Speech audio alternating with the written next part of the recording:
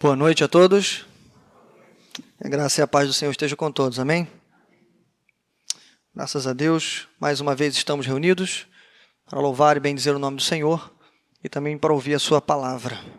Que Deus possa estar abençoando os nossos irmãos, visitantes, todos os nossos amigos e amigas aqui presentes. Eu quero convidar você a abrir o texto que está no Evangelho de João, capítulo 12.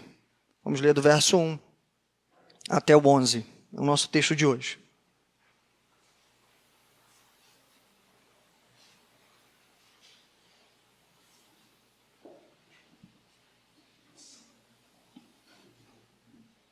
Tema, enquanto você abre, deixe-me avisar, o tema de hoje se chama O Testemunho do Perfume. É o que vamos pensar essa noite, e diga-se de passagem também, que talvez a protagonista desse texto seja uma mulher muito importante, a famosa Maria de Betânia, irmã de Marta e de Lázaro. E eu fico muito feliz, porque na semana do Dia da Mulher, como também lembramos hoje pela manhã, o Senhor nos coloca à nossa frente, né? Não como coincidência. Dentro de uma pregação expositiva, um texto onde uma mulher tem um grande protagonismo. Então, graças a Deus por isso, tá bom? Bom, testemunho do perfume, João, capítulo 12, vamos ler do verso 1 até o 11. Diz assim o texto. 6 dias antes da Páscoa, Jesus chegou a Betânia, onde vivia Lázaro, a quem ressuscitara dos mortos. Ali prepararam um jantar para Jesus. Marta servia enquanto Lázaro estava à mesa com ele. Então Maria pegou um frasco de nardo puro, que era um perfume caro, derramou-o sobre os pés de Jesus e os enxugou com seus cabelos, e a casa encheu-se com a fragrância do perfume. Mas um dos seus discípulos, Judas Iscariotes, que mais tarde iria traí-lo, fez uma objeção. Por que esse perfume não foi vendido e o dinheiro dado aos pobres? Seriam 300 denários. Ele não falou isso por se interessar pelos pobres, mas porque era ladrão. Sendo responsável pela bolsa de dinheiro, costumava tirar o que nela era colocado. Respondeu Jesus, deixe-a em paz, que o guarde para o dia do meu sepultamento. Pois os pobres vocês sempre terão consigo, mas a mim vocês nem sempre terão. Enquanto isso, uma grande multidão de judeus, ao descobrir que Jesus estava ali, veio, não apenas por causa de Jesus, mas também para ver Lázaro, a quem ele ressuscitara dos mortos. Assim, os chefes dos sacerdotes fizeram planos para matar também Lázaro, pois por causa dele, muitos estavam se afastando dos judeus e crendo em Jesus. Amém? Vamos orar mais uma vez.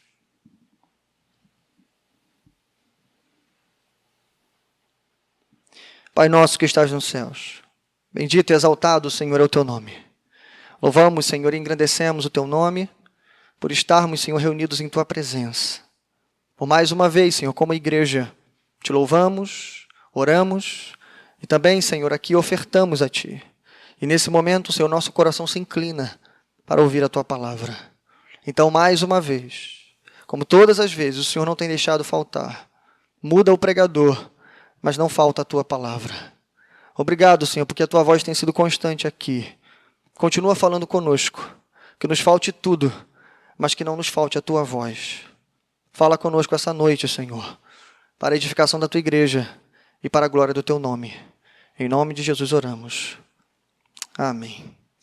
Bom, irmãos, como eu disse, o tema e o texto, a partir da leitura, acho que você conseguiu observar bem essa história já muito conhecida, onde Maria de Betânia vai fazer essa oferta extravagante, algo especial, derramando perfume nos pés de Jesus. Por isso o tema de hoje é o testemunho do perfume. Bom, a grande lição que aprenderemos hoje é que se há gratidão, então também haverá louvor.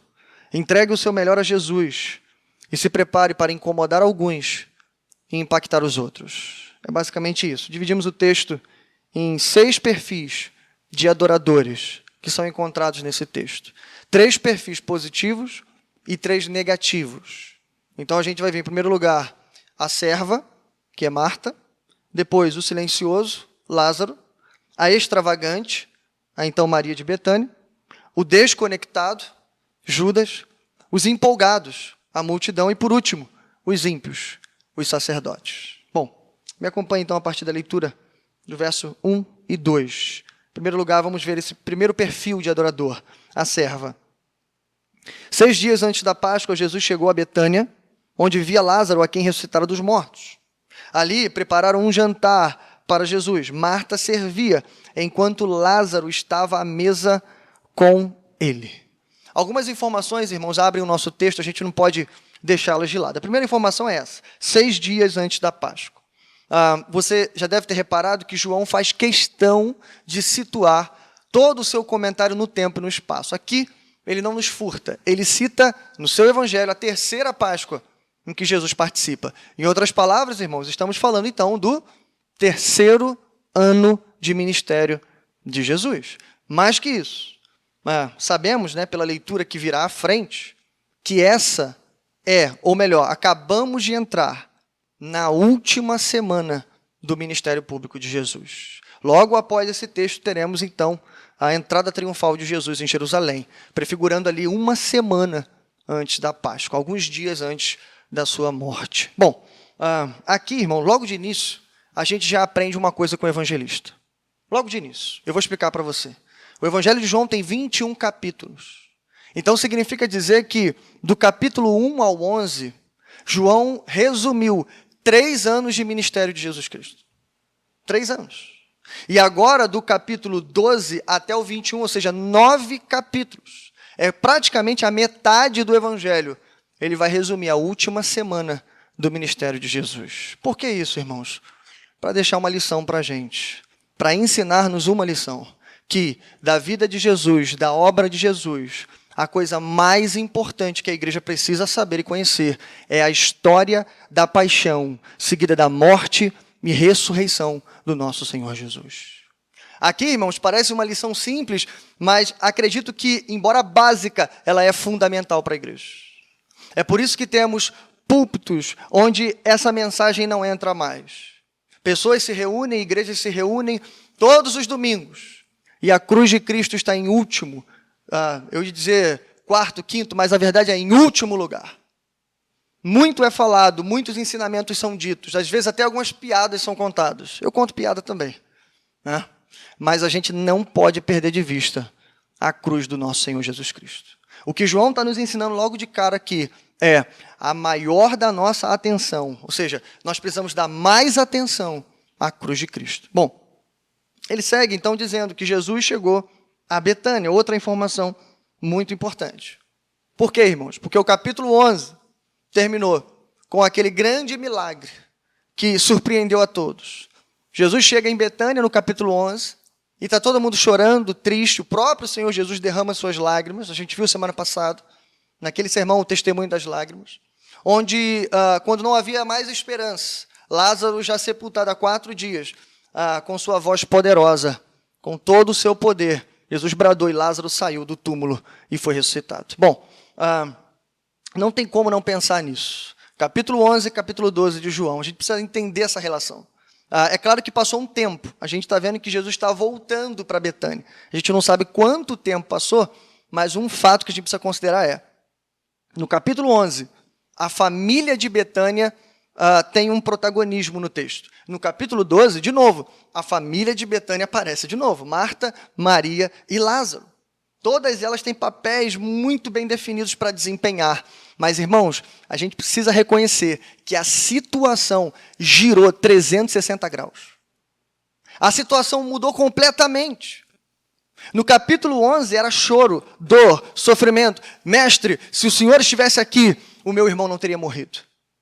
Mas no capítulo 12, irmãos, estamos no meio de um jantar, uma espécie de culto em ações de graças, celebrando pela vitória concedida pelo Senhor Jesus. Então a mudança de situação é impressionante. E é isso que nós vamos ver. Uma espécie de jantar, como o texto diz, o que a gente poderia chamar de um culto de ações de graça. E aí sim, aí então o nosso primeiro perfil de adorador é revelado para a gente. Marta. O texto diz no verso 2, ali prepararam um jantar para Jesus. Marta servia, enquanto Lázaro estava à mesa. Bom, irmãos, é interessante começar com Marta, sobretudo falar do serviço. Você que é um leitor atento da Escritura, não é a primeira vez que Marta aparece servindo. Há uma passagem em Lucas capítulo 10, em que Jesus também está na casa, provavelmente na casa dessa família. Jesus está reunido com seus discípulos, você lembra da história? Maria, irmã de Marta, está sentada, tranquila, ouvindo a palavra de Jesus aos pés de Jesus. Você lembra da história? Marta está passando de um lado para o outro. Irmãos, eu consigo ver essa cena facilmente. Arrumando, preocupada, indo para a cozinha, voltando para a sala, vendo se está tudo organizado, e naquela correria ela, opa, peraí, é só eu que trabalho aqui? Ela olha e vê a sua irmã, o que eu expliquei para vocês semana passada, muito provavelmente Maria era a caçulinha, era a irmã mais jovem. E vendo ela, a própria Marta, se vendo naquela situação toda, olha, eu tenho que servir eles muito bem, eu tenho que atender a todos, mas espera aí, a minha irmã está sentada, não está fazendo nada. E ali, a Marta, ela comete um grande erro, um grande equívoco, porque além dela julgar a sua irmã, que estava parada, sentada, ouvindo a palavra, ela julgou o próprio Senhor Jesus. Ela vai dizer para Jesus, assim no verso 40 do capítulo 10, não te importas que minha irmã tenha me deixado sozinha com o serviço? Diga-lhe que me ajude. Então veja, Marta está nervosa, enfim, raivosa, não só com Maria, mas com Cristo. Dizendo assim, olha mestre, o senhor era para ser o primeiro para falar para ela, o lugar das mulheres é na cozinha. Ou melhor, ajude a sua irmã. Estamos falando, mas o trabalho precisa ser feito. Então, além de julgar a irmã, ela julga Jesus. Bom, ao que Jesus, obviamente, vai repreender. Versos 41 e 42. Jesus respondeu, Marta, Marta. Já vai vir uma bronca aí, ó. Marta, Marta. Você está preocupada e inquieta com muitas coisas. Todavia, apenas uma é necessária. Maria escolheu a boa parte, e esta não lhe será tirada. É claro, irmãos, fazendo aqui todas as ressalvas que precisamos fazer, não é que Jesus era a favor de que apenas uma pessoa trabalhasse e os outros estivessem sentados esperando todo o serviço ser feito. É claro que não, Jesus também era a favor da disciplina, do trabalho, do serviço. Claro que sim, até porque no próximo capítulo, no capítulo 13, o próprio mestre dará o exemplo. Ele vai lavar literalmente os pés dos discípulos. Jesus era trabalhador, e isso está claro, mas o ponto é, Marta, faça aquilo que você tem que fazer, porque Maria está fazendo aquilo que ela tem que fazer. Por isso eu disse, é interessante o texto mostrar para a gente, de novo, Marta está servindo. É interessante, irmãos, que ela serviu no capítulo 10 de Lucas e ela serviu no capítulo 12 de João. Mas a diferença é que em Lucas ela toma uma repreensão, mas em João não. Parece aqui que a festa de ação de graças está acontecendo da melhor forma possível. Provavelmente, irmãos, porque depois da ressurreição de Lázaro, depois dessa própria repreensão que Jesus deu, Marta aprendeu uma grande lição, que adorador que é adorador tem que adorar a Jesus do jeito que sabe, no lugar que está e parar de ficar olhando a vida dos outros. Basicamente isso. Duas lições, então, que o primeiro perfil, o adorador servo, nos ensina, são essas. Primeiro, ele não se preocupa com o serviço dos outros, apenas com o seu. O erro de Marta em Lucas capítulo 10, irmãos, não foi simplesmente achar, olha, está pesado para mim. Provavelmente estava. Acho que não vou dar conta. Provavelmente não. Mas Jesus não estava preocupado com isso. Naquele momento, Jesus queria falar com Maria. A palavra deveria ser pregada para ela. Enquanto eu falo com ela, você trabalha. Simples assim. Então, em primeiro lugar, ele não se preocupa com o serviço dos outros. Ele só quer servir. Segundo, ele está alegre porque está louvando ao Senhor da melhor forma que ele sabe fazer, servindo. Aqui, irmãos, a gente já aprende uma poderosa lição. Adorar ao Senhor não se resume apenas a tocar um instrumento ou a cantar louvores. A nossa vida é uma perfeita adoração. Existem inúmeras formas de fazer isso, inclusive servindo. A diferença de Marta em Lucas 10 e Marta em João 12 é justamente essa, que ela entendeu, irmãos, que o serviço dela não era um fardo, mas era um cheiro suave de adoração ao Senhor. Ela entendeu, nos dois textos, provavelmente, irmãos, ela está atarefada, ela está trabalhando muito, tá? Aqui é provável que ela tenha alguns ajudantes, mas o ponto é, ela entendeu que o simples serviço também louva ao nosso Deus. Mas seguindo o texto, ainda no verso 2, o segundo perfil, o silencioso, Lázaro. Ali prepararam um jantar para Jesus, Marta servia, enquanto Lázaro estava à mesa com ele. Irmãos, essa frase para mim é inquietante.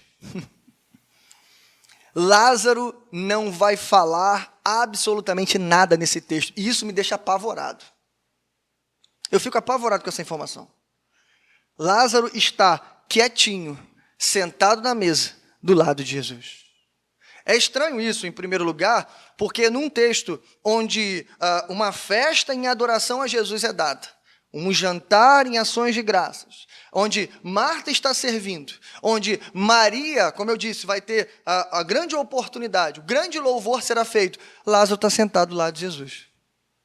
A coisa pior é porque a gente lembra quem Lázaro é, e quem ele é nesse momento. Irmãos, ele só é o homem que Jesus acabou de trazer dos mortos.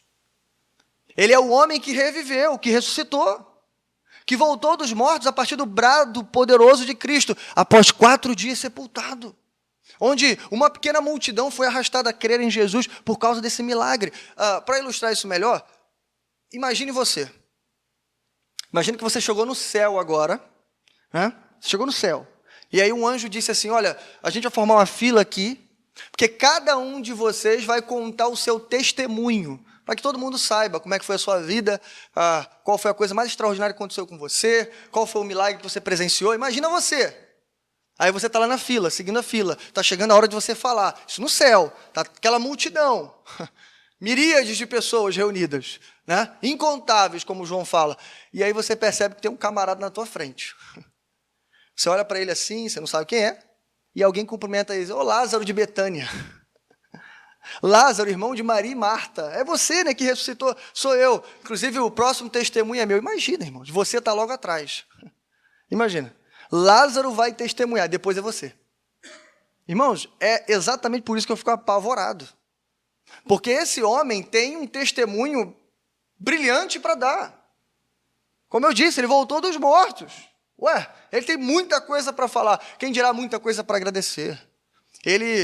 Imagine um discurso de Lázaro vindo aqui nessa festa ou em qualquer outro lugar. Imagine uma pregação desse homem. Imagine ele compondo uma canção. Seria maravilhoso. Mas Lázaro está sentado do lado de Jesus, quietinho. Ele não fala nada. Sabe por quê, irmãos? Ou melhor, antes de dizer por quê, eu quero te dizer que isso não significa que Lázaro era menos grato do que as suas irmãs. Isso não significa também que Lázaro não estava ali em uma posição de louvar e engrandecer o nome de Jesus. Bom, mas ele não fala nada, pastor. Mas às vezes, irmãos, não precisa falar. Eu acabei de dizer que a adoração não se resume a apenas cantar ou falar. A adoração é a atitude, é o momento, é o lugar em que você está, é comunhão com o nosso Senhor. Isso também é adoração. Lázaro, irmãos, em primeiro lugar, ele não precisa falar, sabe por quê? Porque o testemunho dele já prega no lugar dele. Onde Lázaro andava, seja em Betânia ou em Jerusalém, as pessoas apontavam para ele e diziam assim, aquele é o homem que estava morto, mas que reviveu. Aquele é o homem que ouviu a voz de Jesus e ressuscitou dentre os mortos. Ele não precisava falar muito, irmãos, porque o testemunho já pregava por ele. Segunda coisa, o texto, embora muito breve, ele dá para a gente uma coisa muito extraordinária. Veja o que está escrito no verso 2. Lázaro estava à mesa com ele. Literalmente traduzido, essa expressão significa Lázaro estava reclinado à mesa com ele. Para resumo, essa expressão significa intimidade. A próxima pessoa que vai estar reclinada à mesa, irmãos, é o próprio apóstolo João, quando vai reclinar a cabeça no peito, no ombro, melhor dizendo, de Jesus Cristo. Em outras palavras, isso significa proximidade, intimidade, comunhão. Foi o que eu disse, irmãos. Talvez Lázaro não tenha o melhor discurso, mas ele é a pessoa da festa que está mais próxima de Jesus Cristo. Então, antes de você falar assim, mas Lázaro não está adorando. Ei, calma aí. Ele está mais perto de Jesus do que todos os outros. Então, não fala que ele não está adorando. Bom, e aí nós aprendemos 2 grandes lições sobre o perfil do adorador silencioso. Primeiro, ele não é muito de falar, porque o seu testemunho de vida fala por meio dele. É claro, amor, ou melhor, calma, não é para você não, Bruno. É claro, irmãos, embora eu os amo também. É claro, irmãos, que no meio da nossa adoração, algumas palavras serão ditas. Algumas coisas serão faladas, isso é fato. Mas também é claro, é óbvio, que em alguns momentos nenhuma palavra precisará ser dita. Como nesse momento. Por quê? Porque o nosso testemunho, ele vai na nossa frente. Ele fala em nosso lugar. E segundo, ele não é tão bom com as palavras, mas ele possui mais intimidade com Jesus do que todos os oradores da festa. Eu não sei quantas pessoas falaram. Eu não sei quantos fizeram discursos ali. Quantos agradecimentos foram feitos. Provavelmente nosso Senhor Jesus pregou, mas eu não sei quem falou. O ponto é, Lázaro estava mais perto de Jesus do que todo mundo. Então, isso aqui serve para a gente. Para quando você vê aquela pessoa que vem para a igreja, mas está ali no cantinho dela, contrita, quebrantada. Cada palavra cantada, cada oração, cada palavra pregada toca e fere o coração dela de uma forma especial. Ela não precisa, irmãos, gritar. Na verdade, a maioria dos batistas são assim.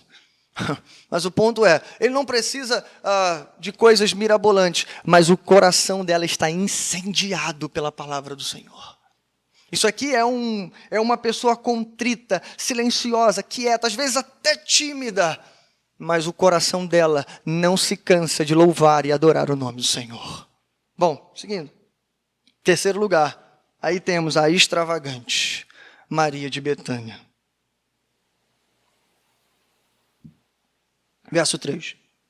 Então Maria pegou um frasco de nardo puro, que era um perfume caro, derramou sobre os pés de Jesus e os enxugou com os seus cabelos. E a casa encheu-se com a fragrância do perfume. Bom, a terceira pessoa da família, o último perfil positivo aparece aqui. Como eu disse, é o grande ato de adoração da festa.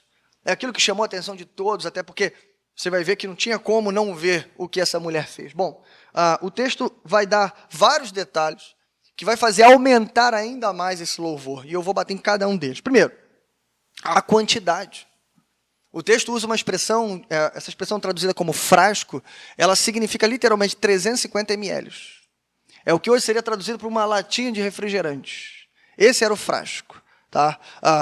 Segundo lugar, o tipo do perfume. Nardo puro. A gente não sabe muito bem, tá, o que era o nardo puro, mas entende-se que provavelmente era uma planta, uma espécie de raiz importada da Índia, que era um dos perfumes mais caros de todo Israel, ou melhor, de toda aquela região, naquele momento. Tá? Então, não era um perfume fácil de se obter, era algo raro. Terceiro, o valor desse perfume. Judas vai nos ajudar, se é que ele nos ajudou em alguma coisa, foi nisso aqui. Ele vai dar mais ou menos ali, sabia fazer contas muito bem, ele vai dar o valor do perfume, 300 denários. Você sabe que um denário era equivalente a um dia de trabalho de um homem, ok? Então, 300 denários são 300 dias de trabalho. Traduzindo isso, se estivéssemos nos Estados Unidos, 300 dias de trabalho hoje lá significa 17 mil dólares. Isso, 17 mil dólares. No Brasil, corrigido pelo nosso salário mínimo, seriam equivalentes a 13.200 reais. É só para você começar a imaginar e fazer as contas em sua cabeça. 350 ml de perfume, irmão, sendo quebrado, derramado de uma só vez. São 17 mil dólares ou, na melhor das hipóteses, 13.200 reais. De uma só vez, sendo entregue ao Senhor. Quarto lugar. O texto fala do desprendimento dessa mulher. O texto diz, depois de dizer o que ela traz, um perfume caro, diz logo em seguida, derramou. Sabe por quê, irmãos? Porque não adianta só dizer que ela tinha a melhor oferta. Não adianta dizer que ela tinha só o perfume mais caro. Mas o texto continua dizendo, olha, embora fosse o mais caro, ela simplesmente derramou aquele negócio. Bom, o texto continua. O local, o texto diz que ela derramou sobre os pés de Jesus. Juntando aqui, se você juntar os textos, esse mesmo texto aparece em Mateus e Marcos, né, na adoração dessa mulher. Lá o texto diz que ela começa pelos cabelos e vai até os pés, mostrando que ela fez uma espécie realmente de unção, ungindo o nosso Senhor, derramando aquele perfume sobre o Senhor. Mas João gosta de enfatizar os pés. Por que ele faz isso? Porque, irmãos, os pés aqui simboliza, embora o nosso Senhor Jesus não tinha indignidade, mas ele simboliza o lugar mais indigno do homem. Os pés simbolizam o lugar mais baixo de um homem. É o lugar que está sujo de poeira, sujo de todas as coisas. Por isso aquele costume dos judeus de entrar e, antes de entrar, lavar os pés. Então, o fato dela lavar os pés revela também o lugar que ela entende que é o melhor lugar para ela estar. Aquela mulher, ela não apenas leva a melhor oferta, ela sabe qual é o seu lugar diante do nosso Salvador. É como se ela dissesse assim, a minha melhor oferta não é digna diante do seu lugar mais baixo. Bom, o texto ainda diz, todos os textos dizem isso, que ela enxuga aquele excesso com os seus cabelos. Aqui, irmãos, é curioso porque ela podia ter levado um pano, ela podia ter levado uma toalha, alguma coisa para ajudar, mas isso já foi pensado. Naquele momento, ela solta os seus cabelos e seca o excesso com os seus cabelos. Primeiro, irmãos, a mulher soltar o cabelo na presença de outros homens que não fosse o seu marido era um escândalo naquela época. Era um exagero, era algo quase que beirando uma desonra. Ela sabia disso, mas ela queria fazer o melhor com o nosso Senhor. A ideia aqui que os teólogos têm é que quando ela seca Jesus com o seu cabelo, ela está dizendo assim, não é só os meus bens que eu trago para você. Não é só a melhor coisa que eu tenho que eu te dou, mas eu também te dou o meu corpo. Quando ela seca Jesus com o seu cabelo, é como se ela estivesse oferecendo a Jesus toda a sua vida, todo o seu corpo. Bom, em último lugar, o alcance desse louvor. O texto termina dizendo, irmãos, essa informação é importante. E a casa encheu-se com a fragrância do perfume. Esse perfume, irmãos, ele era fortíssimo. Ele era muito forte. Então, o que o texto está dizendo foi inevitável. Quando ela derrama todo aquele frasco em Jesus, toda a casa encheu-se daquele cheiro. Em outras palavras, irmãos, até quem não estava prestando atenção teve que ver aquele momento. Ela chamou a atenção de todo mundo na festa, por isso vai desencadear uma série de reações. Como eu disse, crítica de um lado, impacto do outro. Por quê? Porque a adoração daquela mulher impactou todo mundo. Bom, duas coisas que a gente aprende aqui com a extravagante. Primeiro, ela não se importa com o que os outros irão pensar. Esse é o perfil de um adorador extravagante. E aqui, claro, irmãos, deixa eu fazer uma ressalva aqui, para você não me entender mal. Quando a gente fala sobre adoração extravagante, nós não estamos falando de manifestações estranhas, como eu vi essa semana, um sujeito rodando capoeira dentro da igreja. Não é isso que eu estou falando. Não é chamar a atenção beirando o ridículo, não é isso. Nosso Deus não é Deus de confusão. O enchimento do Espírito nos equilibra, ao invés de tirar o nosso equilíbrio. Quando eu falo de extravagante, irmãos, é realmente alguém que entende que tudo que a gente pode dar ainda não é o bastante. Tá? É extravasar nesse sentido. Então, veja, em primeiro lugar, ela não se importa com o que os outros irão pensar. Por quê? Porque ela sabe o que tem que fazer. O seu coração está cheio de gratidão. Ela precisa derramar isso. E essa foi a melhor forma que ela encontrou. Segundo lugar, exagerar é preciso porque nenhuma oferta será o suficiente. Ela sabe que ela é tão indigna, por isso ela começa com os pés. Mas ela sabe, irmãos, que a melhor coisa que ela tinha em casa e ela levou. Provavelmente vão dizer os teólogos que esse frasco de perfume, que a gente não dá muito valor, ou era, só tem duas opções aqui. O resumo, a conclusão de todas as suas economias, ou era isso, ou era o que provavelmente poderia ser uma herança de família. como joias, como dinheiro, como outra coisa. Eram os bens que seus pais deixaram para eles. E ela pegou aquela herança, tudo que ela tinha, a melhor coisa que tinha em casa, porque ela sabia que nada que ela tinha seria o bastante. Bom, isso é adoração extravagante. Bom, aí a gente segue para os negativos. Quarto lugar, o quarto perfil, o desconectado. Judas, versos 4 a 11. Mas um dos seus discípulos, Judas Iscariotes, que mais tarde iria traí-lo, fez uma objeção. Por que esse perfume não foi vendido e o dinheiro dado aos pobres? Seriam 300 denários.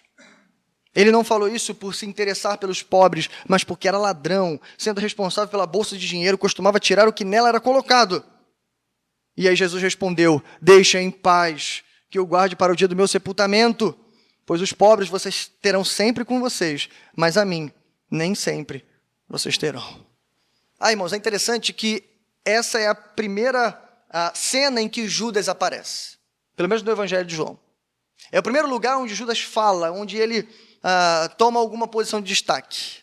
E é interessante que João está escrevendo décadas depois, né? A maioria ou melhor, todas essas pessoas já tinham morrido, mas décadas depois, João não quer deixar dúvida na cabeça dos leitores.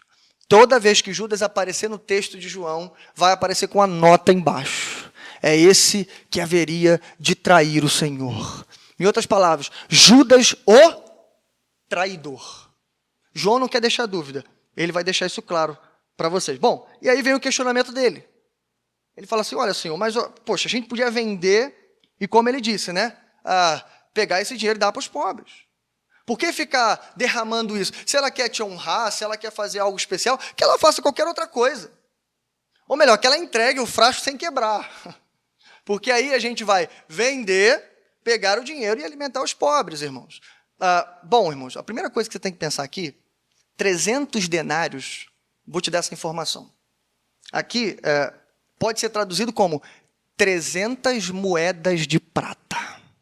Algumas versões, inclusive, traduzem assim, 300 moedas de prata. Irmãos, quando a gente tem Judas e prata na mesma frase, você tem que se lembrar que esse é o mesmo homem que está transpirando zelo por aquelas 300 moedas, mas que daqui a pouco vai trair Jesus por 30 moedas de prata. É interessante que ele está preocupado com muito, mas na hora de trair, ele vai trair por pouco. Esse é Judas, o desconectado. Bom, João nos ajuda mais uma vez. Porque a acusação que Judas faz, irmãos, ela é até coerente. Ela faz até sentido. Ninguém é a favor do desperdício. E todos nós, como bons cristãos, estamos preocupados com os pobres. É parte também de nossa missão. Então, o que ele faz sentido. Mas João nos ajuda a entender, além de traidor, ele não vai ser traidor só porque ele vai entregar Jesus, não. O traidor, irmãos, sempre foi traidor. Eu já encontrei gente na igreja que tinha pena de Judas. Já me perguntaram isso várias vezes. Mas pastor, e Judas? Coitado de Judas. Não, irmãos, não tem a pena de Judas. Embora o texto vai chamar ele de filho da perdição. Ele foi escolhido para trair. Mas veja, Deus escolheu o traidor para trair. Não tem a pena de Judas. Quando João chama ele de ladrão, presta atenção, ele está roubando a bolsa do ministério de Jesus. O que é isso, irmãos? Se não traição. Então, aquele que será o traidor já está traindo hoje. E ele quer 300 moedas de prata, irmãos, para, obviamente, botar algumas dentro do bolso. Ele não está preocupado com os pobres, ele está preocupado com o seu bolso. Bom, aí sim, Jesus responde à crítica de Judas. A forma como Jesus responde à sua crítica é interessante porque Jesus não rebate Judas diretamente. Mas Jesus deixa uma lição aqui muito importante. Isso serve para a gente. Bom, Jesus vai dizer, deixa em paz, que o guarde para o dia do meu sepultamento. É claro, irmãos, é óbvio, que isso provavelmente não passou pela cabeça de Maria. Talvez isso não foi intencional. O fato de Maria estar louvando ao Senhor com perfume, derramando sobre o corpo de Jesus e já preparando o seu corpo para o sepultamento. Claro que isso não foi intencional. Mas lembra, nós estamos dentro daquele evangelho em que as pessoas confessam mais do que sabem. Onde o próprio sumo sacerdote, Caifás, também profetizou sobre Jesus, mesmo sem saber. Então é provável que essa mulher, no meio do seu louvor, ela estivesse, de fato, preparando o corpo de Jesus para o dia do sepultamento. É isso que Jesus está falando. Ei, você não está entendendo nada aqui. Resumindo, em palavras fáceis, você não entendeu nada do que está acontecendo aqui. Tá? O que está acontecendo aqui vai gerar produtos muito maiores, efeitos maiores do que você pode imaginar. Bom, e aí Jesus termina fechando no verso 8, dizendo, olha, os pobres vocês sempre terão consigo, mas a mim vocês nem sempre terão. Irmãos, é óbvio aqui, claro, Jesus não é contra o ministério de necessitados, não é contra, né, o ministério de misericórdia. Jesus não é contra ajudar os pobres, pelo contrário. Isso era feito e incentivado por ele, mas o que ele está dizendo aqui, presta atenção, é uma ordem de prioridades. Sabe por quê, irmãos? Porque a adoração vem em primeiro lugar. Então, quando perguntarem qual é a missão da igreja, adorar a Deus, louvar o nome do Senhor Jesus Cristo, glorificar o seu nome. Eu disse, né? A gente adora de várias maneiras, mas inclusive publicamente. Essa é a missão primeira da igreja. Todas as outras virão depois dela. Se você inverte a ordem, você corre o risco de inverter também o objeto da sua adoração. Cuidado, porque os pobres podem se tornar uma espécie de ídolo ou de meio para a sua redenção. Cuidado com isso. Não inverta a ordem. Primeiro Deus, depois todos os nossos outros compromissos. Bom, seguindo. Então a gente aprende aqui 3 maneiras de identificar o adorador desconectado. Olha que interessante. Primeiro, ele está preocupado com as coisas materiais e não com as espirituais. Irmãos, é importante falar do desconectado, porque o desconectado ele está no nosso meio. Ele está, como o texto vai dizer, em um jantar especial de ações de graça para o nosso Senhor Jesus, onde muitas coisas estão sendo feitas e onde o principal ato da festa acabou de ser realizado, mas ele está criticando o que foi feito. E ele está preocupado e fazendo contas, e preocupado com desperdício, com dinheiro. Ele não entendeu absolutamente nada. Por quê? Ele é um desconectado. Segundo, ele consegue espantar o adorador mais sincero da casa. Veja, irmão, não há desconexão pior do que essa. Lembra do sacerdote Eli? Ana está lá, coitada, triste, aflita, orando, clamando dentro do tabernáculo. O sacerdote olha para ela e fala, sai daqui, sua bêbada. Vai para outro lugar. E ela diz para ele, não, senhor, não estou embriagada. Eu estou aqui derramando a minha alma perante o Senhor. Irmãos, não há algo mais triste do que isso. Aquela pessoa que vem para a igreja, senta aqui todo dia. A gente faz a mesma coisa todo domingo. Aí ele está olhando para o teto, olhando para o lado, olhando para o irmão. Na hora do louvor, está todo mundo com a boca aberta, cantando os louvores, ele está com a boca fechada. Isso é adorador desconectado, irmão. E pior do que isso, cantar não é o suficiente. Eu já falei isso aqui, repito. Cantar o que a gente canta aqui é muito sério, irmãos. Cada letra, não sei se você reparou nos louvores de hoje, eles são escolhidos a dedo. Cada letra é pensada aqui. Às vezes a gente tem que mudar até uma frase, né? Respeitando a licença poética de quem criou, mas a gente tem que mudar. Para deixar claro para a igreja, estamos adorando a Deus através desse louvor e estamos ensinando a igreja. Mas aí, o camarada, quando canta, ele não pensa no que está cantando. E pior, ele nem abre a boca. Isso eu estou dando um exemplo só do louvor. Mas como eu disse, tem várias formas de adorar. Se você não consegue adorar com a igreja reunida, todo mundo fazendo a mesma coisa, meu amigo, imagina nas outras formas. Esse é o adorador desconectado. E por último, ele esconde a sua falta de adoração com hipocrisia e demagogia. Pior do que isso, além de estar totalmente perdido, ele ainda olha para o lado e critica o irmão que está ali concentrado. Era igual eu, irmãos. Eu gosto de adorar e quando estou adorando eu choro. E aí sempre vinha alguém, né, botar a mão em mim e perguntar por que eu estou chorando. Até que um dia eu falei assim, eu estou de luto. Aí a pessoa me perguntou assim, quem morreu? Jesus. Aí nunca mais me perguntaram, irmãos. Porque é tipo isso. A gente vê a pessoa ali aflita, orando, louvando a Deus. Às vezes a lágrima não é nem de tristeza, é de alegria. É pela presença tão forte de Cristo ali. Mas está a gente incomodada com você. Só está incomodado, irmãos, porque é Marta do capítulo 10. Não é Marta do capítulo 12 de João. Porque ainda não entendeu que, ei, primeiro, concentre-se na sua adoração. Para encerrar aqui, tratar Judas aqui, eu só faço uma pergunta para você. Qual foi a oferta que Judas trouxe? Qual foi? Judas não tem oferta, irmão. Judas só tem crítica. Judas não tem oferta. Judas só tem pontos a destacar. Geralmente, quem é assim é o pior adorador de todos. Bom, seguindo. Quinto lugar, os empolgados. A multidão. Verso 9. Enquanto isso, uma grande multidão de judeus, ao descobrir que Jesus estava ali, veio não apenas por causa de Jesus, mas também para ver Lázaro, a quem eles ressuscitaram dos mortos. Eu disse, passou um tempo grande, e o capítulo 11 terminou assim. Aquela multidão que acompanhava todo o momento fúnebre, parte daquela multidão, a maior parte, creu em Jesus Cristo depois da ressurreição de Lázaro. Mas o texto termina dizendo que uma pequena parte, correu até os fariseus, até os sacerdotes, e contou para eles o que tinha acontecido. O texto termina, inclusive, com os sacerdotes tramando a morte de Jesus. Já vou entrar nisso. Mas o ponto é, parte daquela multidão que creu em Jesus, agora descobriu que Jesus voltou para Betânia, que está tendo culto lá, e eles falaram, a gente não pode perder esse culto. Vamos andar. 3 quilômetros de Jerusalém para Betânia, sabe-se lá de outras regiões que as pessoas vieram, mas o ponto é, eles foram até lá. Jantar, à noite, não importa, nós vamos. Por quê, irmãos? Porque eles estão empolgados. Bom, empolgação, irmãos, não é um problema. Empolgar, no nosso idioma, significa, literalmente, agarrar com força. A palavra empolgar vem da mesma raiz de polegar. Agarrar com força, quando você junta todos os dedos do seu polegar. Então não tem problema. Qual é o problema?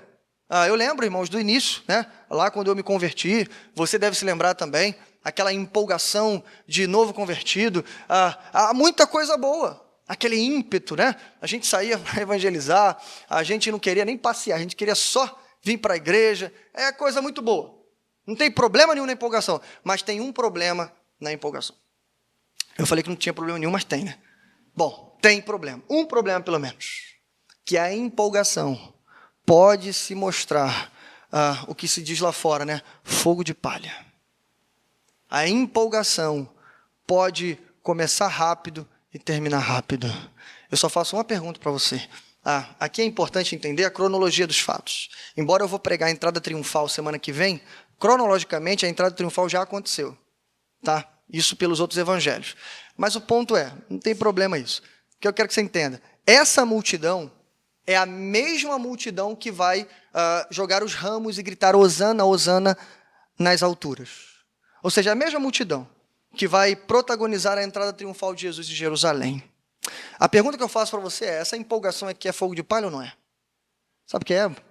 Lembra que eu falei? Estamos há uma semana, há poucos dias da morte de Jesus. Quando Pilatos virar para a multidão e perguntar, e aí, quem que eu solto? Quem que eu crucifico? Não vai ter um desses que gritaram Hosana, Hosana. O grito vai mudar. De Hosana é mate-o.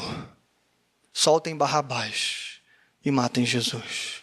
Bom, irmãos, a pergunta que a gente tem que fazer é, até quando durou o ímpeto dessa multidão? Infelizmente, durou muito pouco.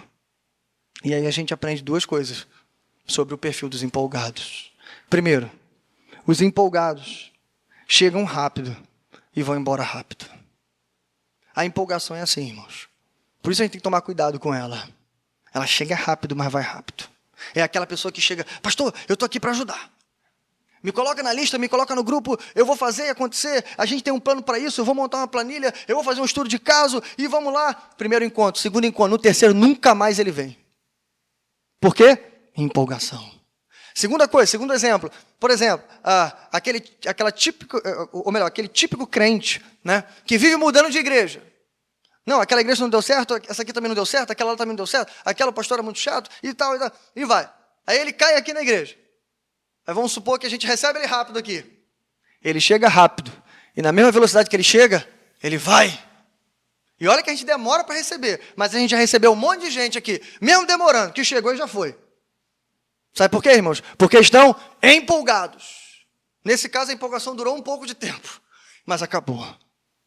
E eles são assim, chega rápido, vai embora rápido. Segundo lugar, os empolgados se movem no ritmo das circunstâncias. Foi o que eu disse. Ei, tem um culto lá de ação de graça, vamos marchando para o culto. Chega lá no culto, está todo mundo alegre, feliz, cantando louvor, vamos embora. Ei, vai ter a entrada triunfal, pega o ramo, vamos para lá. Gritar hosana, vamos louvar o Senhor, vamos para lá.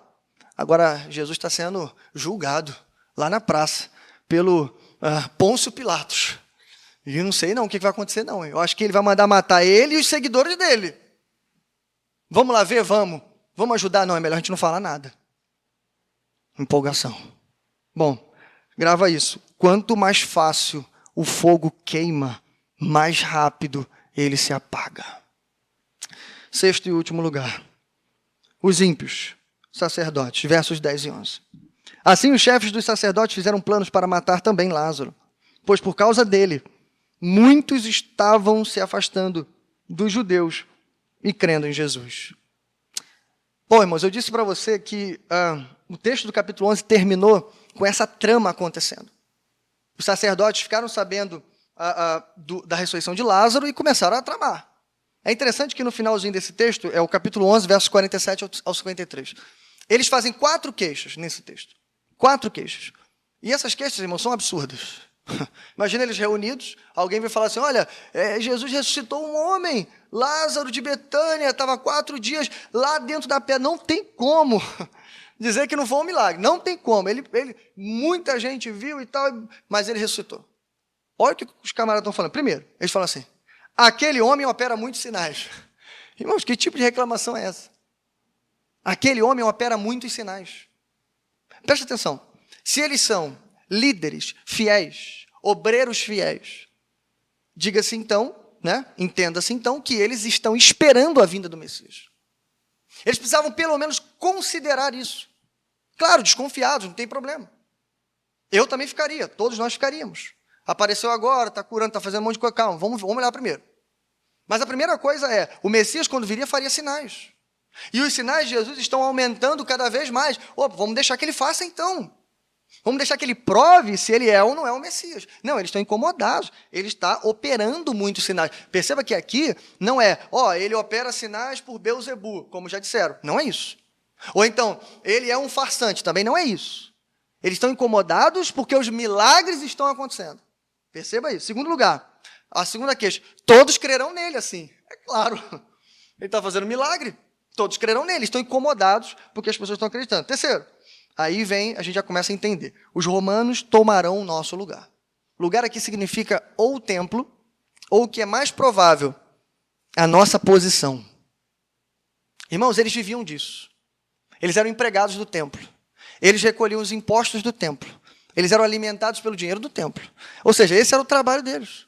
Era a profissão deles. É provável que eles estavam aqui preocupados, não com a expectativa messiânica. Estavam preocupados com o trabalho deles. Se esse camarada aí estiver fazendo isso aí, e arrebatar multidões, ele mesmo for o Messias, quem é que vai querer ir na sinagoga? Se a gente atestar ele é o Messias, quem é que vai querer ir no templo? Ninguém vai querer, ele vai querer seguir ele. Bom, em último lugar, os romanos tomarão a nossa nação. Veja, irmãos, está errado do início ao fim. É claro que se Jesus fosse realmente, ou melhor, para eles, o Messias que deveria vir, é claro que isso em algum momento ia acontecer, pelo menos na expectativa deles. Lembra, a expectativa deles era um Messias político. É claro que em algum momento os romanos seriam expulsos. Então era para eles esperarem, em algum momento vai ter uma ruptura. Eles estão preocupados com isso. Bom, e aí eles tramam a morte de Jesus. O que há de diferente do nosso texto é que além de matar Jesus, eles querem matar Lázaro. Respectivamente, o milagreiro e o milagre. Eles querem matar o Messias e a prova viva de que ele é, de fato, o Messias. Por qual motivo?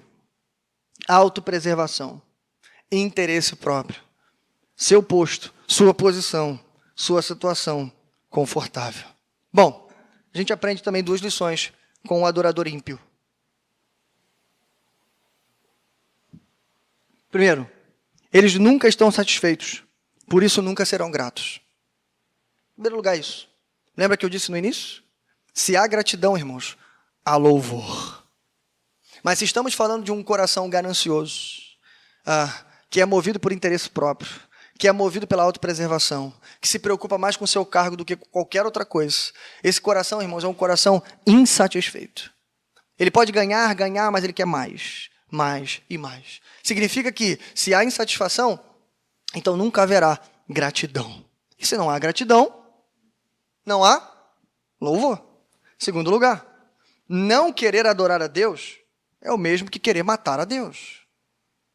No sentido de que, para essa pessoa, é como se Deus não existisse. Por isso, eu usei ímpio num contexto religioso. E aí a gente fica achando que ímpio é somente o pagão. Aqui, né? Para o contexto aqui, e para a gente hoje, é o que a gente chama de um mundo lá fora. Enquanto que, infelizmente, irmãos, não é.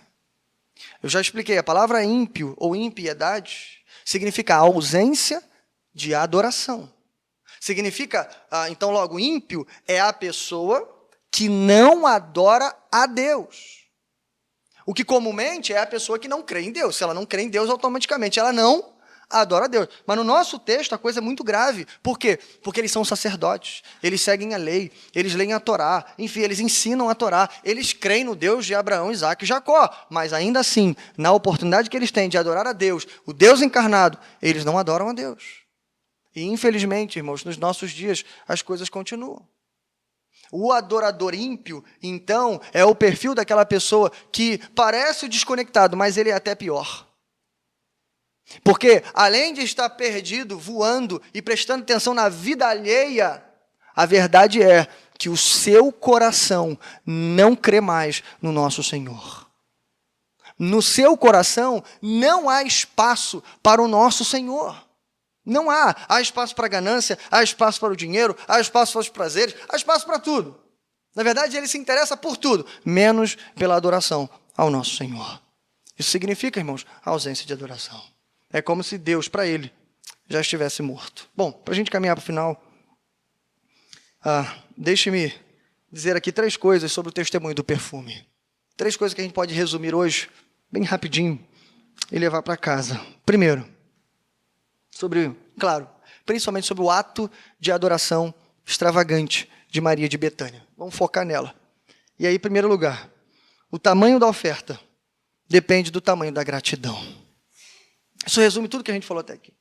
O tamanho da oferta depende do tamanho da gratidão. Quando eu escrevi essa frase, irmãos, eu estava tentando imaginar Maria se arrumando em casa. Eu estava tentando imaginar isso. Pensa você, depois daquela cena triste, pesada de João 11. Meu irmão morto, todo mundo chorando, 4 dias de luto. Mas Jesus veio e ressuscitou meu irmão. Passou um tempo, Jesus continua o seu trabalho, mas agora alguém avisa, Jesus está voltando para Betânia. E aí, quando Jesus está se aproximando, elas estão já programando um jantar de ações de graças. E aí chegou o grande dia e Maria está em casa agora, se arrumando para ir nessa festa. Aí eu tentando imaginar isso, né? Eu fiquei tentando pensar assim, o que passaria pelo coração dela, pela mente dela? O que moveu aquela mulher? Provavelmente alguma coisa parecida com isso. Ele voltou para nós. Ele ouviu o nosso clamor. Mais do que isso, ele ressuscitou meu irmão. Ele nos ama. Essa foi a conclusão que elas tiraram de João, capítulo 11. E esse é o motivo que embala o seu coração. Então imagina, ela está procurando a melhor roupa, ela está botando os melhores perfumes, e ela está preocupada, pensando, o que eu vou levar para o culto? Como é que eu vou agradecer ao Senhor? Como é que eu vou louvar o meu Senhor? Bom, é isso que está passando pela cabeça dela. Mas antes, em Lucas 7,41, é interessante porque aqui é aquela outra mulher, para você não confundir, tá? É muito parecido o texto, mas embora haja semelhanças, irmãos, é concluído que não é Maria de Betânia. É uma mulher pecadora, tá? Provavelmente uma prostituta, né? Que faz um ato muito parecido, tá? Só que na casa de um fariseu, de um religioso, ela chega também de maneira extravagante, também derrama um tipo de perfume nos pés de Jesus, também seca com seus cabelos, enfim. Mas ali a discussão é outra, o motivo é outro. Tá? Então Jesus, naquele momento, Jesus, após as críticas, Jesus propõe uma parábola que caberá aqui. Ele diz assim, olha, 2 homens deviam a certo credor. Um lhe devia 500 denários e o outro 50. Nenhum dos dois tinha como lhe pagar. Por isso, perdoou a dívida a ambos. E Jesus pergunta, qual deles o amará mais? Ao que aquele fariseu responde, claro, é lógico. O que devia 500 denários. O que devia mais. E aí Jesus conclui dizendo assim, portanto eu lhe digo, os muitos pecados dela lhes foram perdoados, pelo que ela amou muito, mas aquele a quem pouco foi perdoado, pouco ama. Irmãos, o tamanho da oferta depende do tamanho da gratidão. E aqui eu quero explicar essa última frase de Jesus para não ter dúvida. Não significa, irmãos, que Deus perdoou menos você do que o teu irmão. O significado dessa frase é, você pode se reconhecer menos perdoado, menos objeto da graça, menos amado do que o teu irmão. Esse é o problema. Foi o que eu disse, se não tiver gratidão, não haverá louvor, pelo menos não louvor genuíno. Irmãos, sinceramente, se a motivação de Maria se arrumando em casa era essa, imagina a tua motivação. Você se arrumando para vir para o culto, ou se arrumando para fazer qualquer outra coisa, para adorar ao Senhor, enfim, e você pensando na sua cabeça, e é assim que tem que ser. A motivação tem que estar arrumada dentro de nós. Antes de fazer, senão a gente cai no ativismo religioso de Marta no capítulo 10. A gente tem que entender o que estamos fazendo. Não, pastor, meu papel no culto é só fazer um slide. Que serviço glorioso. Não há serviço menor, não há serviço sem importância, não há serviço menos visto. Deus está vendo o louvor e a adoração de todos vocês. Pastor, mas eu só vou me sentar lá. Ei, você vai adorar com grande coro. Entendendo no seu coração que você canta, compartilhando com seus irmãos e edificando uns aos outros, na hora do louvor, como isso pode ser pequeno. Irmãos, isso é grande demais, mas ainda tem a motivação. E aí, o que a gente vai falar? Irmãos, nenhum irmão meu ressuscitou. Eu não vi nenhum coxo andar. Mas, a nossa motivação não é que Lázaro voltou dos mortos, é que o nosso Senhor, na manhã de domingo, ressuscitou, irmãos. E Ele ressuscitou para a nossa vida. Ele morreu por nós. Mas no terceiro dia Ele voltou dos mortos, destruindo a morte, vencendo a morte, para que nós tivéssemos vida. Não há motivação melhor do que essa. Então é por isso que eu digo, o tamanho da oferta depende do tamanho da gratidão. Agora, em segundo lugar, o melhor que podemos ofertar é pouco diante daquele que deu a sua vida por nós.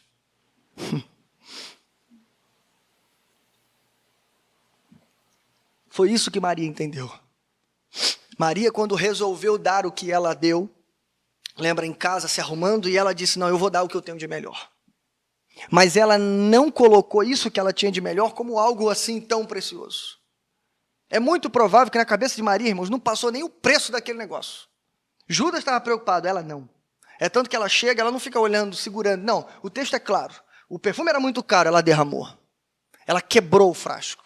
Ela despejou diante de Jesus. Ela não está preocupada com isso. Por quê? Porque o tamanho da gratidão dela é correspondente ao tamanho da oferta que Jesus deu para ela. E aí, irmãos, a gente acabou de passar pelo capítulo 10. E lá você lembra, Jesus diz assim, eu sou o bom pastor. E o bom pastor dá a sua vida pelas suas ovelhas. E não há, irmãos, coisa maior do que essa. Por isso que eu repito, não há valor, preço, coisa, atitude, não há nada que possamos fazer que chegue nem a igualar-se ao que Cristo fez por nós. Aqui, irmãos, é provável que Maria saiu de casa com aquele frasquinho caro de perfume, mas talvez cantando em seu coração o Salmo 116, verso 12. Como posso retribuir ao Senhor todos os benefícios que Ele me tem feito? Como posso retribuir ao Senhor todos os benefícios que Ele me tem feito? Isso, Maria, porque Ele ressuscitou o seu irmão. Mas imagina você, porque Ele morreu no seu lugar e ressuscitou para a sua justificação. Eu não posso retribuir. Por isso, irmãos, a minha oferta vai ser melhor. Por isso a minha entrega vai ser melhor. Porque ele deu tudo o que tinha por mim. Bom, terceiro lugar. A nossa oferta deverá incomodar alguns e impactar os outros. Maria sabia disso. E ela fez assim mesmo. Ela não estava muito preocupada, ela estava focada em Cristo. Mas logo, no primeiro momento, ela incomodou os desconectados. Irmãos, o desconectado e os ímpios também, eles não vão entender isso. Eles não entendem por que a gente se reúne tanto. Porque em todos os cultos é como se fosse o primeiro ou como se fosse o último. Porque a gente dá tanto valor às reuniões. Ele não vai conseguir entender. Pior, às vezes ele está até no nosso meio e também não está entendendo. Sabe por quê, irmãos? Porque quem mais foi perdoado, mais ama. Não vai entender, porque ainda não entendeu que o sacrifício de Cristo foi pela vida dele. Isso precisa ser entendido, porque se não entender, não há gratidão, e se não há gratidão, não há louvor. Mas além de incomodar, irmãos, aquela mulher impactou as pessoas ao redor. E eu quero encerrar falando disso, por quê? Porque a nossa adoração não pode parar aqui. Não pode parar entre mim e Deus somente. Eu disse, estamos em comunidade, somos uma igreja. A minha disposição em louvar, a minha disposição, a minha determinação, o meu desprendimento vai mover outras pessoas a também louvar e adorar a Deus de forma extravagante. Irmãos, nós estamos em tempos difíceis. Tempos onde economicamente vivemos uma crise. Internamente, a nossa igreja atravessa uma obra de construção de templo.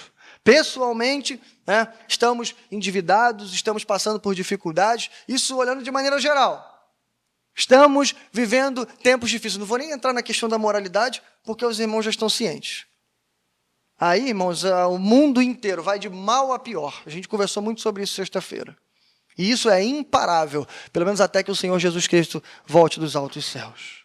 Mas o ponto é, irmãos, estamos vivendo tempos difíceis. E nesses últimos tempos, irmãos, só para dar o exemplo do dinheiro, ok? Não dá para a gente ficar contando moedinha no bolso ainda.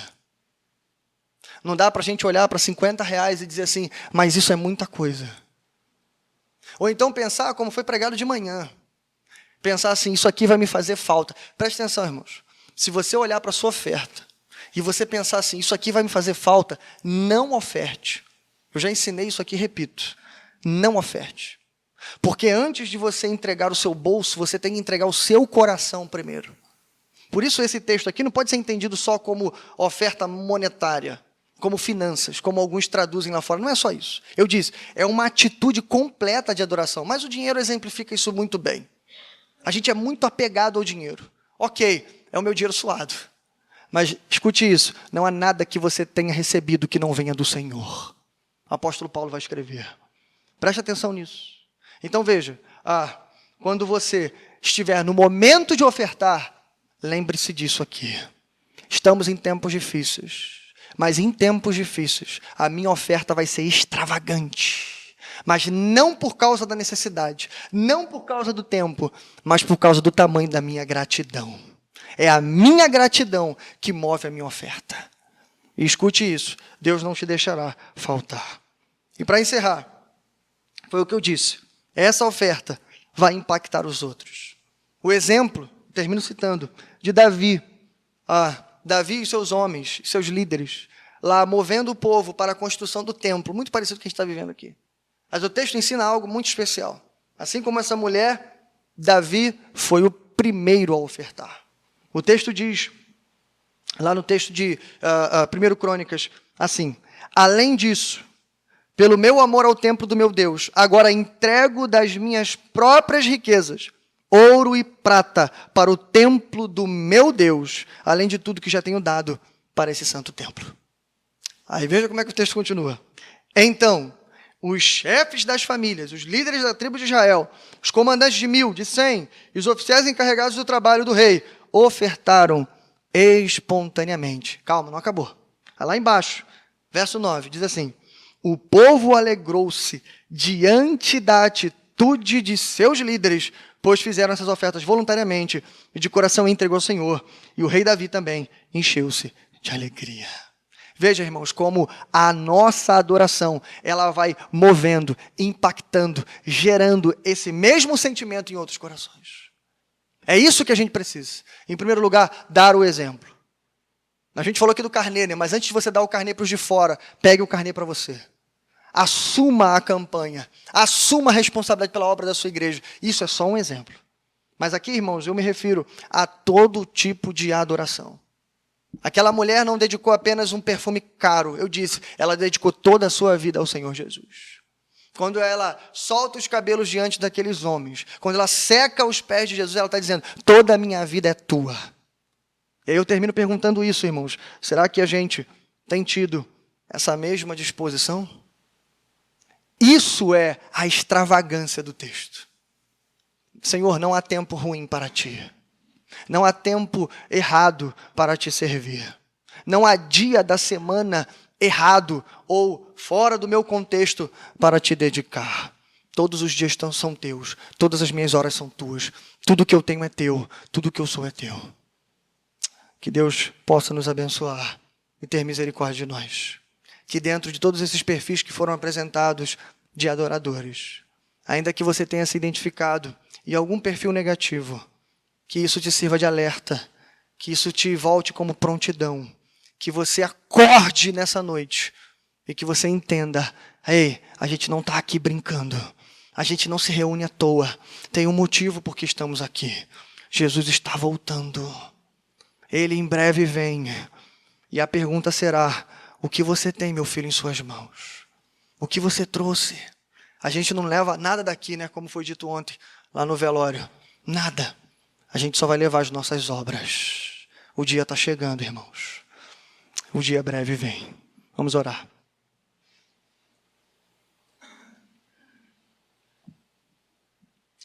Pai nosso que estás nos céus, bendito e exaltado, Senhor, é o teu nome. Obrigado, Senhor, pela tua palavra. Embora simples, Senhor, embora algo básico e fundamental para as nossas vidas, a importância da adoração em nossas vidas, o exemplo dessa mulher corajosa, que na semana do Dia Internacional da Mulher, nos ensina de uma maneira clara, que devemos fazer mais para o Senhor, que devemos nos dedicar mais para o Senhor, que devemos nos entregar mais para o Senhor, sem fazer contas, sem reclamar, sem criticar, sem olhar para os outros, mas olhar apenas para o Senhor. Nos lembrarmos de tudo que o Senhor tem feito por nós. Nos lembrarmos de qual é o nosso lugar e de quem o Senhor é. Que belíssima lição aprendemos hoje, mas que o Senhor nos ajude, Senhor. Tira, Senhor, a empolgação de nós. A verdade, Senhor, é que saímos do domingo empolgados, Senhor. Mas às vezes essa empolgação não dura nem durante a noite. Quando chega a segunda-feira de manhã, a gente já esfriou. Porque queimou rápido, Senhor, e o fogo já se apagou. Mas que o fogo no nosso coração seja como uma sarça, como aquela sarça ardente. Que o nosso coração queime, Senhor. Ainda que pouquinho, ainda que se mantenha as brasas, mas o pavio que fumega não se apagará, Senhor. Como diz a tua palavra. Não permite, Senhor, que essa pequena brasa se apague, Pai. Ainda que não haja muito fogo, mas que haja uma pequena brasa queimando em nossos corações. Transforma, Senhor, a nossa empolgação em uma motivação real e clara, sendo repetida diariamente em nossos corações. Ele voltou por mim, Ele morreu por mim, Ele ressuscitou por mim e Ele voltará por todos nós. Então, Senhor, que essa seja a nossa motivação do nosso louvor. Porque quem mais é perdoado, mais ama. Tem misericórdia de nós. Fica conosco, Senhor. E nós oramos e pedimos em nome de Jesus. Amém. Graças a Deus. Amém.